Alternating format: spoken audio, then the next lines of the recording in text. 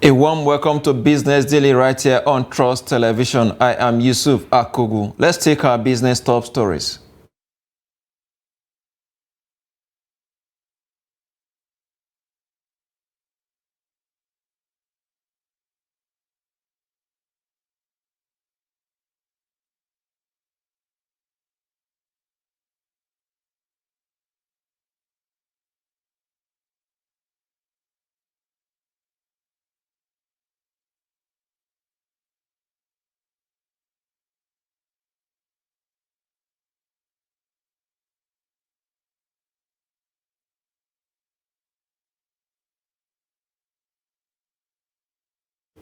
Glad to have you back. Now let's go to the stock markets and give you the highlights of how the stock trading went on Thursday on the floor of the Nigerian Stock Exchange. Of course, the market closed negative. It rerouted back to negative territory yesterday. 0.05% it came down, and investors in the capital market lost about 17 billion naira from their investment. That has brought our market cap from the height of about 37 trillion to 36.9 trillion naira from yesterday trading. Looking at the volume of trades, 788.536 million, value at 14.169 billion naira in a deals of about 8,810 yesterday on the floor of the Nigerian capital market. If you look at the month to date so far, from what we have been seeing in the market, is about 31.41% by year to date return, I beg your pardon. While in terms of gain for the month, about 1.20% have actually been gained so far by the market. The top traded equities, indeed, the top gainers, Shelaram gained 10% yesterday to close at 3 naira 85 kobo per share. If you go down there, you see Lena Africa on the also on the gainers table, 9.97% it gained to close at 3 naira 31 kobo. And of course, Academy Press, printing press, 9.94% to close out to 1 naira 88 kobo on the day. Let's look at the top losers, the top losing equities. Of course, Entransat has been on the losing table since Monday. Indeed, 10% in loss again yesterday. So much profit taken in that segment of stock equity there. 7 naira 20 kobo the share ended yesterday on the floor. Ikeja Hotel down 9.84% as well to close at 2 naira 75 kobo per share. Of course, ABC Trans for second day running has been there on the losing side, 9.78% to close at 83 kobo per share. Let's look at the top traded equities by volume. Of course, United Bank for Africa doing 301 million volume of shares there. Of course, Sterling Bank, the Tier 2 bank, 82.5 million volume of shares. And of course, Consolidated Hallmark Insurance PLC from the insurance sector of the market doing 46 million volume of shares. Let's look at the sector, the performance across the sector. The banking sector are marginally up there. Well, it's 0.68%. That is more than half a percentage point. 0.68% in close there on the day. Because of the performance, of course, UBA and Sterling Bank. Industrial sector, 0.09%. Consumer goods index is up 0.28%. And of course, the oil and gas sector closed flat, while the insurance sector, with the support of Consolidated Hallmark Insurance there, gained 0.51%. A good one there for the market. Despite the negative close, we see positive performance across some key sectors of the market. Let's look at the rest of Africa and see how they are doing. All green. Joburg is back today on green, 0.6%. It closed on the day there on Thursday. JSE down there in Ghana, 1.11%. And of course, in Kenya, 38.63 basis points, the equity appreciated to close at 0.48%. These are the highlights of stock trading across the African continent on Thursday. As usual, the stock trading is on, and of course, we'll give you all the update that you need to know right here on Business Daily. But for now, we'll take a very quick break. When we come back, we'll go into our discussion. Don't go away.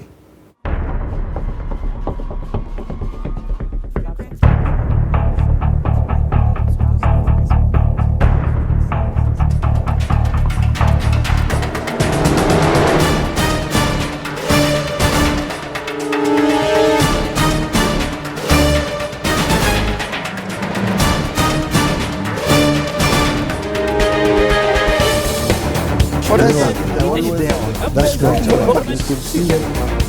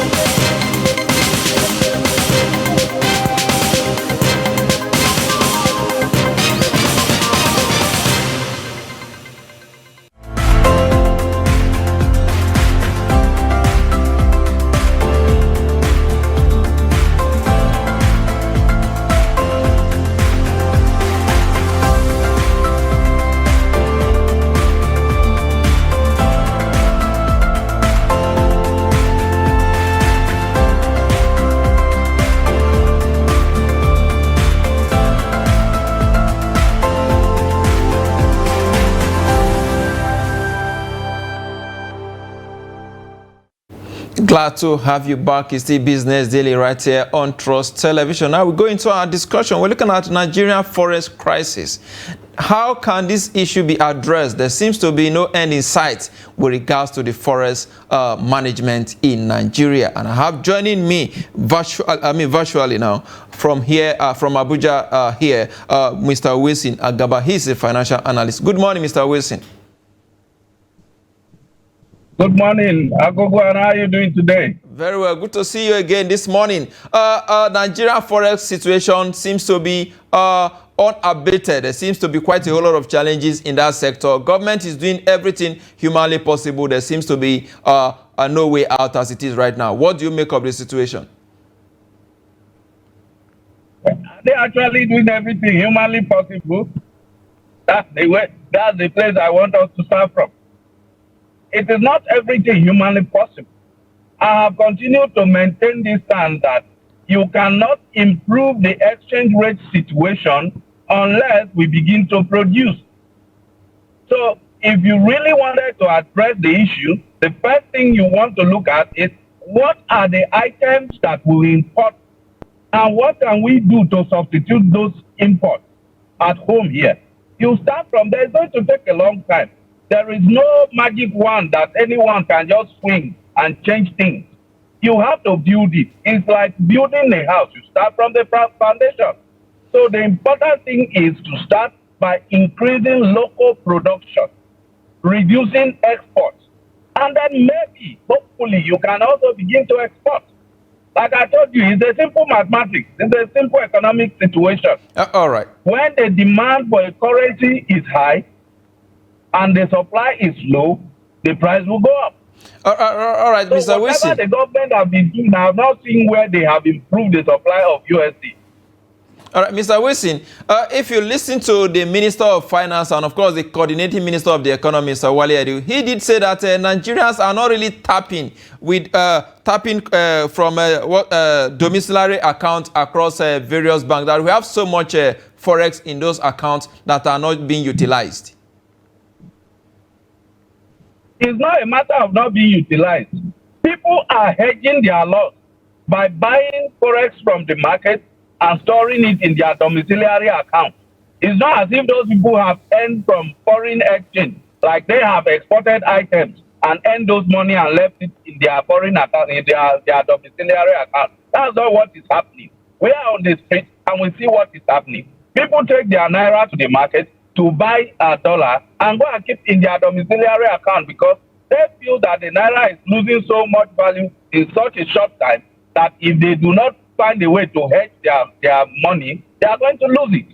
And then if you look at the market situation, what investment is going to give you a return that is going to be commensurate to the amount of value the naira is losing per week, per month in the current situation? So people are also afraid of investing in real economy.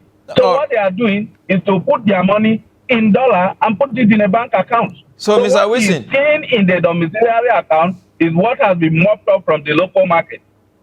all right, Mr. Wilson, what you're saying is that Nigerians have lost confidence in their own local currency. In one word, yes. So what do you think? What do you think? What solution do you think should be adopted? Some are saying that we should adopt what they call a phonomic solution to our problem. Well, like I've said, we should not look for shortcuts. We should not look for the easy way out. We must take the plunge. We must take the bull by the horn and sit down, reevaluate some of the earlier policies of the president, and then tell ourselves, how can we stimulate local production? How can we substitute exports of those items that we are importing so much? A lot of Nigerians are paying for website hosting in other countries. How can the government encourage young entrepreneurs to go into website hosting, for instance? All the social media we are using for advertisement today, they are from foreign countries. When are we going to have our own local social media? Clothes, food items, a lot of things come from outside, and we have been shouting it. It's electricity. It's other basic system upon which manufacturing and industrialization is built on in other countries, so that we can start from there. But as long as you keep jumping about thinking you are going to find a quick fix to this problem, there is no quick fix anywhere. Take a statistical sample of every country that have made it across this kind of bad situation we find ourselves today. You will see that none of them did the shortcut we are trying to look at. We must take the bull by the horn. We must roll up our sleeves and work. It is no longer time for us to have armchair politicians or appointees in relevant places only mouthing about our issues. This is time for them to put heads together, to bring the intelligentsia together on the same table and say, this is our challenge, this is what we seek, this is the resources we have, how do we get from here to there? And then they have practical solutions that they can go to the street with. All right, Mr. Wilson, your position has been that Nigeria must move from from consumption to production, so to say. But now look at it, exactly. We have so many partners, international partners. China is our major partner. India is our major partner as well. Why can't we learn from these people's experience? For example, in India, the Reserve Bank, their reserve management is done by the Reserve Bank of India, RBI. They keep the large chunk of their reserve. But in Nigeria, our reserves is kept in foreign accounts and denominated in US dollar. Why can't we learn from India with in this regard? You see, the question that should be asked is this in the personal and selfish interest of our leaders? If the answer is no, then there's nothing we can go about. If the answer is yes, then we can go to the question of how do we do it. And of course, we have relationship with these people. So it doesn't take so much to ask them, how did you do this? And I don't think we even need to ask too many questions because we have enough people here with the intellectual capacity to set these things up for us. So Look what at, then for is the instance, the problem? amount of properties that have been seized from Russia and other countries by the Americans. It makes your country vulnerable to them. You see, and you see, the American government have been slamming sanctions on Russia lately, but Russia is standing strong because Russia has, over the time, built itself to be insulated against every such sanction. If that should happen to Nigeria today, I wonder where we would be. So this is time for us to start thinking and start working before our country will fall before our eyes. We need to start working. We need to start bringing people who are ready to roll up their sleeves, people who are ready to stay up 24 hours to come up with what works for everyone. All right. It is not as difficult or as impossible as politicians want to make it look. It is only the willingness to do it that is lacking. All right, Mr. Wilson, these people, they won't come from heaven. They will still have to be picked from the larger society as well. And we've been talking about this before. In some instances, we've seen the result at the end of the day. Like you know, the CBN itself is on trial. A lot of investigation is going on. Quite a whole lot of revelation is also going on as we speak. We are waiting for that investigation to be completed as well. So why do we keep having this all the time? Anytime there's a change in government, one agencies of government or the other is immersed in corrupt practices. Why do we keep having this? But in this case now, the CBN. You see, the problem is that ab initio, the foundation of this current democracy wasn't built on sincerity of purpose. And over the years, it degenerated to a situation of let's come together, gather some money, put somebody who represents us in authority, and then let's amass as much as possible wealth to ourselves at the detriment of the people. Then what you have as opposition party will be a set of disgruntled people who feel they have been shifted away from where the national pie is and they can't get their hands on it. So what they do, they come together in cahoots again, and then they raise money, put somebody up front to go there and represent them, and they all get into the house and they start picking away from the pie. So each time you have a new government, you will now see that the new government feels that the government before them have done so much wreck to the national pie that it doesn't seem appealing to them.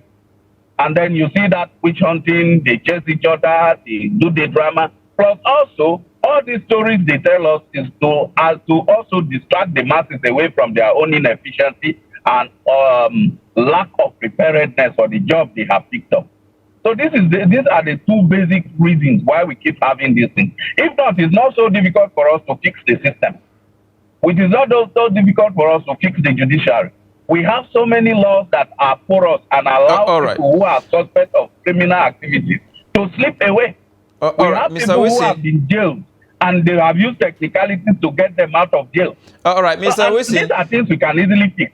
All right, Mr. Wilson, if we can narrow our discussion to the CBN, the Apex Bank in the land, who is responsible for the management of currency and, of course, the Forex as well, is having this kind of problem, is facing trial. So what do you think now should be done going forward so that we don't get back to this same situation that we are seeing right now?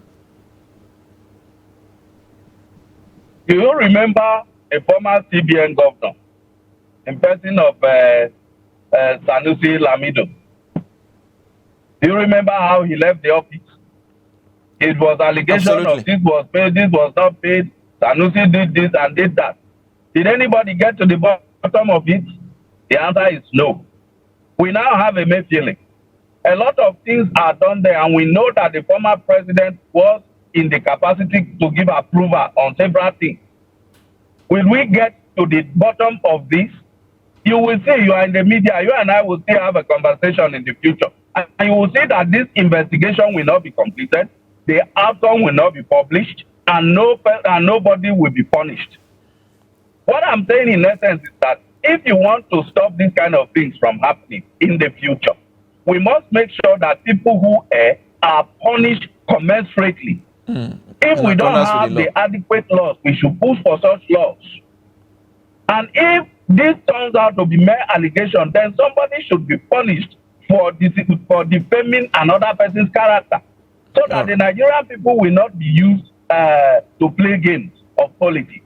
So what I'm saying in essence is, if you want to reduce this kind of incidences, then cases must be brought to a logical conclusion. All right, Mr. Wilson, let's look at the BDC segment of the market. This segment is very, very critical because this is more like a place where you can easily go and have access to Forex depending on your financial capacity. This segment, there have been so much policies on how to regulate that segment of the market, but the segment itself is coming out to say, look, let us go for recapitalization. Before you can operate a BDC, let us see your account. Let's see how much you have in your account. Do you think this is the right way to go? Is the problem of Forex today a problem of who is selling or buying? That is not the problem. The system has created a pathway for people to game it. And people are using that opportunity. Now, if you say you were unifying the exchange market, then you should have a modality in place that will force the commercial banks, who are your proxies, to sell to people who are deserving. But where that is not done, there is no amount of recapitalization that will make the BDC do what you want them to do. The BDC is there to make profit, and it is going to take any opportunity to make profit, even through legal and illegal means, provided they won't be punished for illegal activity. So it is not recapitalization. It is you rejigging the system, setting the system such that it serves the masses that it's supposed to serve, such that it serves the entrepreneurs who want to import equipment, who want to do things at home here. And since this conversation is only about Forex and the CDC and the CBN, I will not go into the other aspects which can help to stimulate the local productivity that we have been talking about. So it is not about recapitalization. It is about putting in place a robust system that ensures people do the right thing without gaming the system. Now, you're talking about putting the system in place. We have also seen Nigeria sabotaging the system. When this government came in, quite interesting decisions were taken. Subsidy was removed. Exchange rate was unified. Quite a whole lot of applause there from Nigerians on these policies. But 2 or 3 months down the line, we're actually seeing the ripple effect of this on the economy. Don't you think that the sabotage, especially the DBMs themselves, deposit money bank, also need to be checked and checked properly? I think that was part of the statement I made earlier. That is where you start from. If, for instance, the DBM, they are already under the purview of the CBN. It is the CBN that makes policies for them, that dictates how they do businesses and all of that. So the CBN or the federal government through the CBN should ensure that these people are properly monitored. If you go to a deposit money bank today, as an entrepreneur, you want to import something, you want access to foreign currency, it's going to take you months for you to get it. And that is what makes the black market to thrive. Because people feel they can go there and easily get. The other day I went to a bank to withdraw from my own domiciliary account for a job I did abroad, and somebody sent in this thing. And when I went to the bank, I saw the bank put "we buy at," but they don't sell. They buy, but they don't sell. Who do they sell to? Nobody is asking them. All right. And all of us, we are seeing this thing and we are behaving as if we don't see. So all right. the federal government has enough tools to punish those who need to be punished. All right. Mr. Wilson, before we wrap up, do you think we should go the way of Ghana? We should, in a way, redenominate our currency and probably take out some of the valued one, the 500, the 1,000 away from the economy or out of the economy. But I was going to ask, how will that improve our economy? I am still trying to understand it. When I understand it, perhaps I can make a statement at that moment. But as of now, I have not been able to see any value of that to the economy. It's not going to improve the value of the naira. It's not as if we pay so much money to carry money around. We introduced a cashless policy and we didn't want it to thrive. So redenomination, I will keep searching until I find the value that it can add to our economy. Then maybe we can have that discussion. All right, Mr. Wilson, that's a discussion for another day. We hope we'll have you again to expand on that discussion. Wilson Agaba, financial analyst. I must thank you for your time on Business Daily today. Thank you very much for having me. All right, we appreciate it. With that is a wrap on the show today. We'll be back on Monday. I'm Yusuf Akogun.